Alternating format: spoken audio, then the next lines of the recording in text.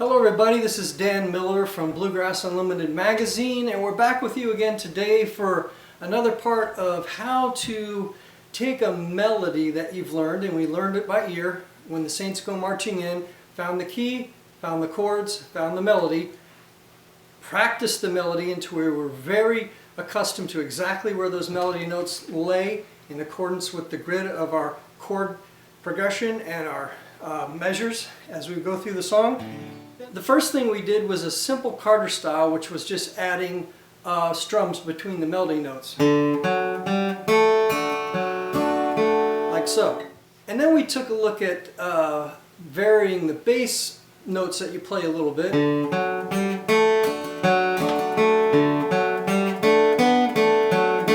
So instead of another strum, you do a little bass run going back to the melody.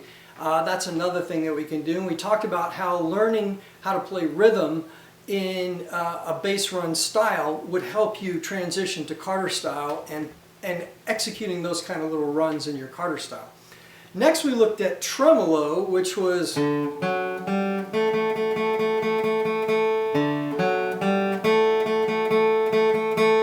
did a whole solo like that, which was just filling in those gaps by repeating the last melody note until it's ready to go to the next melody note.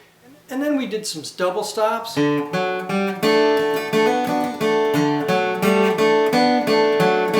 Stuff like that. And then we added hammers, pulls, slides, those kind of embellishments. In fact, looking back at the video, I don't think I did a slide. But slides are fairly easy to throw in there, especially when you have like an open G note. Instead of doing that, you can slide to the G note at the 5th fret. On the D string, you can go something like, instead of going, you can go.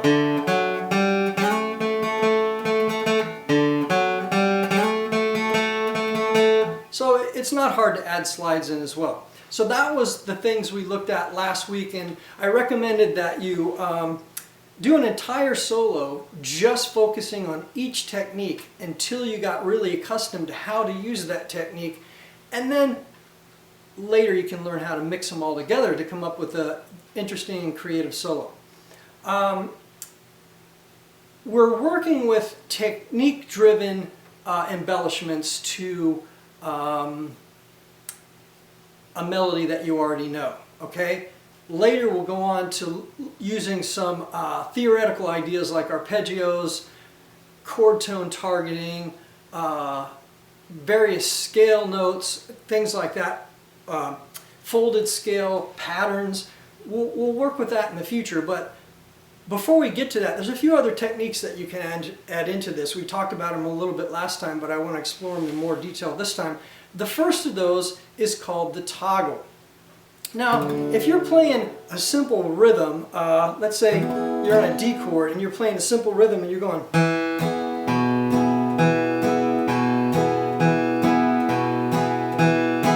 okay, of course since I capoed that's an E chord, but you get the idea, it's a D shape. A toggle would be, instead of playing a quarter note for each of your bass notes, you're going to subdivide that in the 8th notes and toggle on the string below the original bass note that you hit, and so it'll sound like,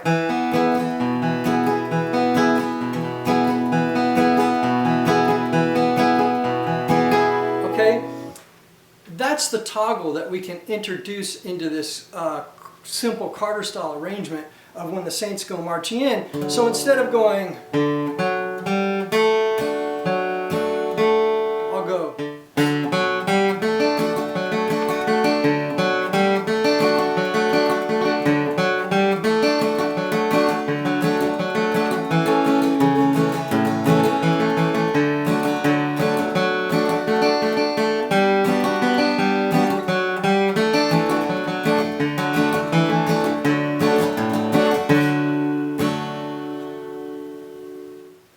okay, and again, like anything else, if you did that the whole way through, it would sound kind of monotonous, and so you want to mix it up with other techniques. But again, we're going through as an exercise. We're taking each technique and doing the whole song, just focusing on that technique. Now, one of the things you may have noticed that I was doing when I was doing that toggle Sometimes when you do a basic Carter style, you can do just a down strum, or you could do a down up, again subdividing that that beat. You don't want to do that a lot because it kind of sounds, you get too much of that tinny high-end sound. I was doing it probably more than I should have in that last example, just because I was getting that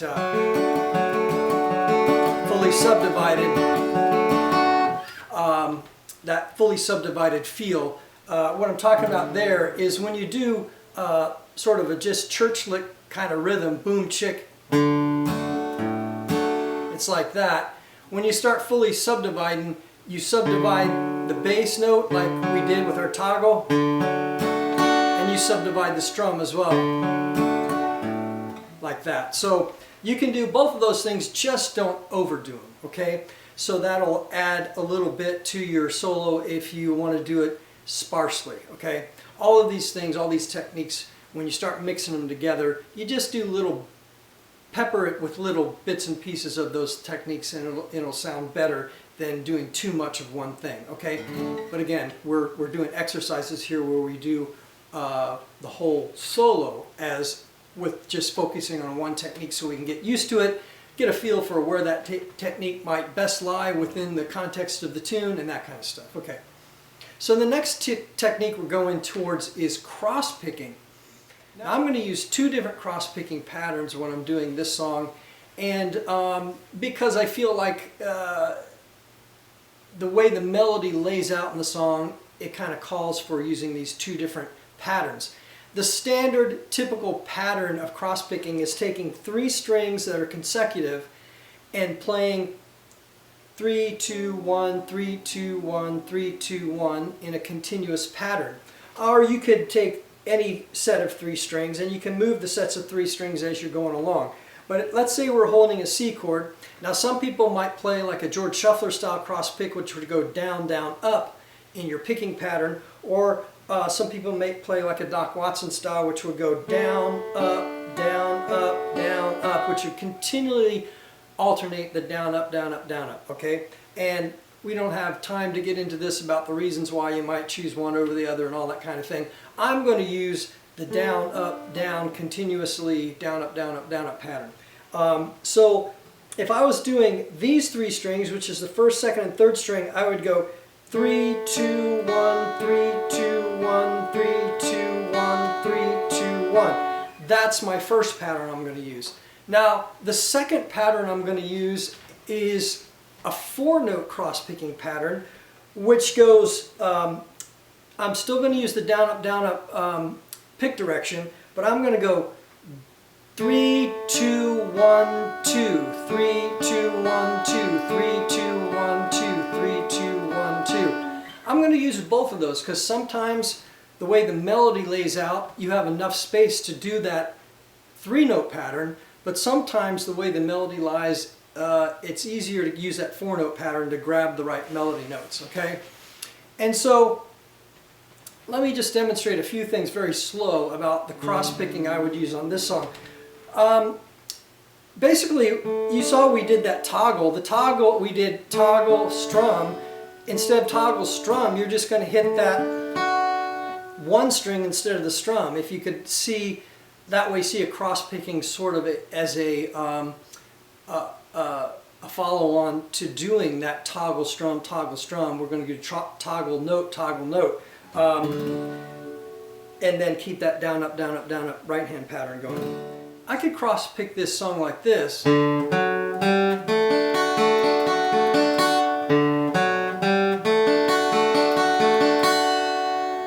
And so what I'm doing is I'm doing my melody notes, and then I'm filling in that space with cross-picking on these first, second, and third strings. For me to go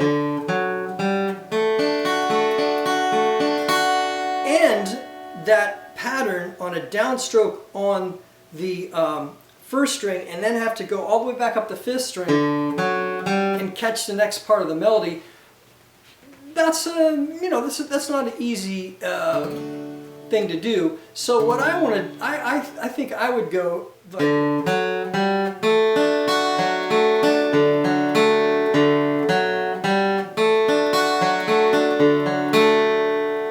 that way my downstroke is on the 3rd string right before I start the melody again. So what I'm doing there is 3, 2, 1, and then I'm going 4, 3, 2, and then 5, 4, 3. And now I'm going down on that 3, it's easier for me to get back to that 5th string for the next iteration of the cross-picking roll, I mean for the next iteration of the melody.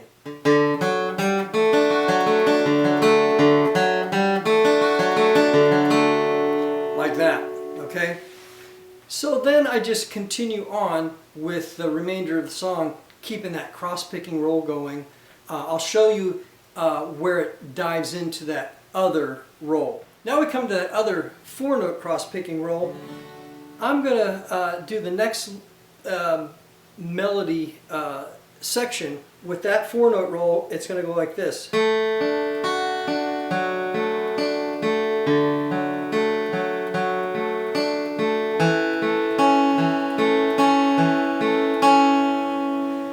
So when I changed to the G chord, I went back to my 3-note roll, but until then I did that 4-note roll, and it was like this: 3, 2, 1, 2, 4, 3, 2, 3, 5, 4, 3, 4, 4, 3, 2, 3.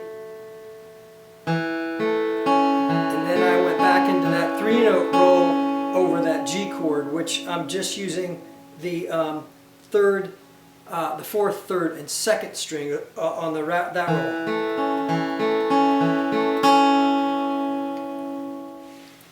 After I do that, I'm going back to my C chord, and I'm going to do my 3-note roll, but on the 5th, 4th, and 3rd strings.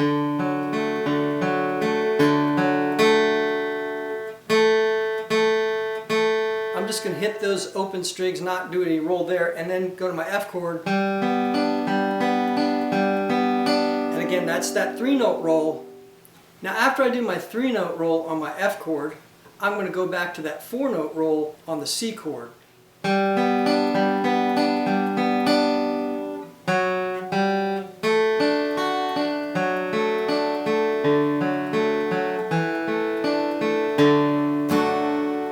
And so that's my cross-picking version of that song, and it's going to alternate going back and forth between that 3-note roll and that 4-note roll in order to get the melody notes in there.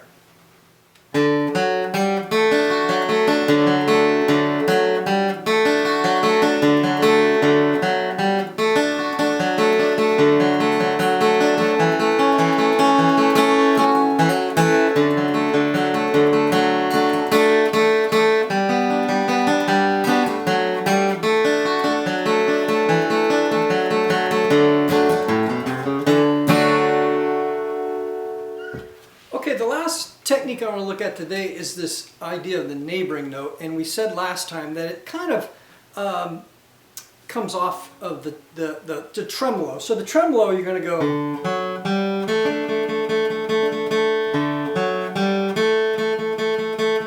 like that.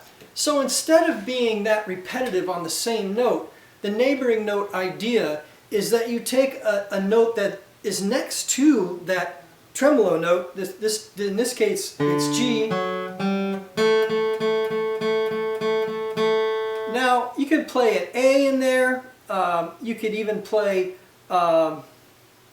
this E note in there, maybe even a C note. We're just going for notes. You could even go outside the scale if you want to. If you want to sound it sound a little, put a little tension in there, put a little blues in there. You can go outside. Maybe a B flat note in there. So you could go, instead of going, you could go.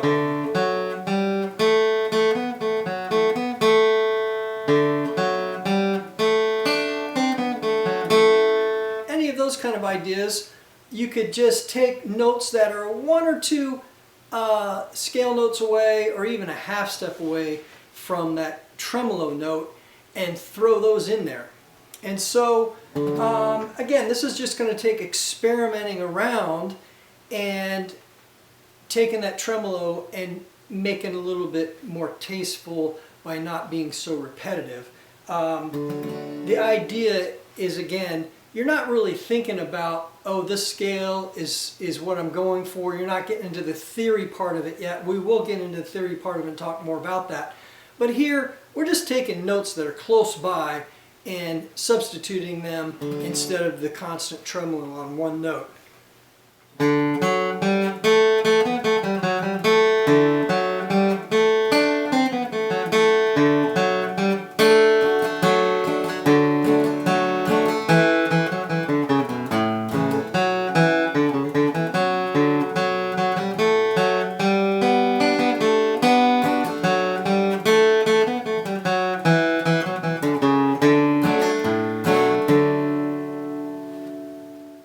Okay, so there you have that neighboring note idea off the cuff. Again, you're not going to want to do that all the time. There were a lot of notes in there that were outside the scale, so it's getting a little bit more away from the melody. But again, you can throw those ideas in there along with all your other techniques. So what we got so far, we got our Carter style. We've got our toggle. We've got our tremolo. We've got hammers, pulls, and slides.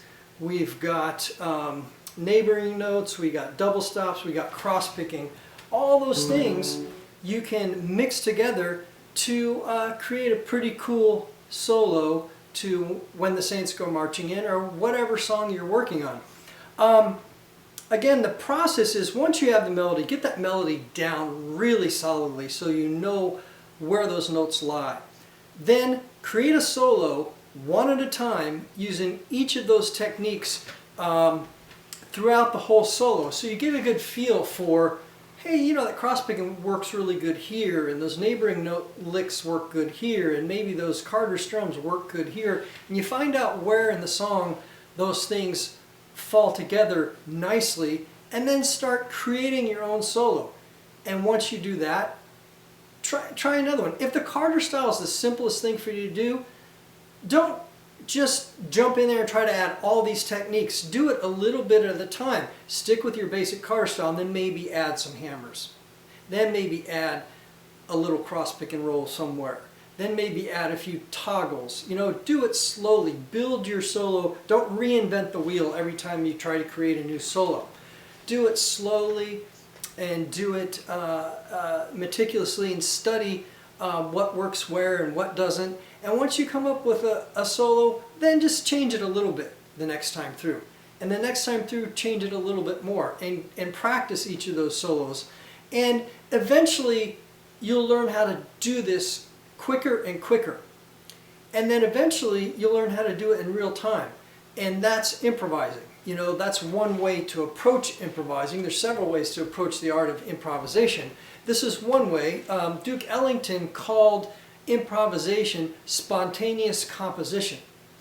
So if you take your melody and you compose your solos around that melody and do it in a deliberate way and practice it and vary it and do different ways, then over time you're going to get a feel for how to fit these things around a melody to the point where you can do it in real time, and then you're turning composition into improvisation. And again, that's one of the ways to approach improvisation, is you know the melody and then you're working to be creative in and around that melody. Another way to approach improvisation is when you don't know the melody, and that's a topic, a different topic altogether. Like when you go to a jam and the song comes around, you've never played that song before, maybe never heard that song before.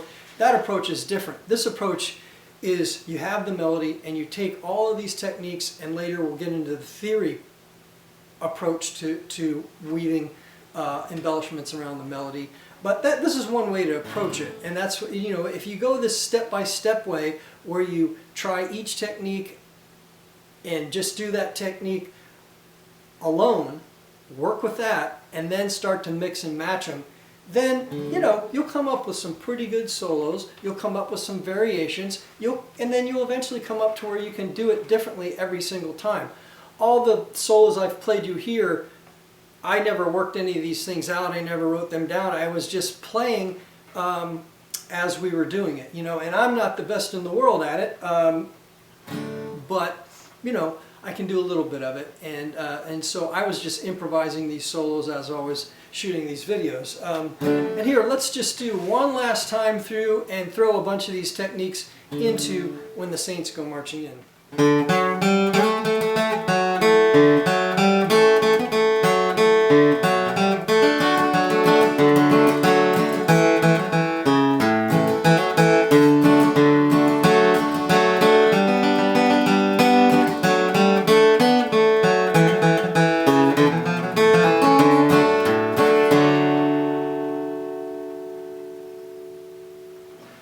Okay, so you guys work on all those techniques, take each one and create a solo for whatever song you know the melody for, try to mix and match them together, and just keep working at it. And then next time we'll try to take the same tune and we'll look at it from the theoretical approach, meaning arpeggios, various scales like your major pentatonic, your major blues, your major scale, your minor blues, and your minor scale. We'll look at, you know, how can we use each of those scales with that in mind to approach this solo. Also, how can we take those scale notes and form them in patterns that we call folded scales, and how you can create your solo based on that approach versus this technique approach that we've been talking about so far.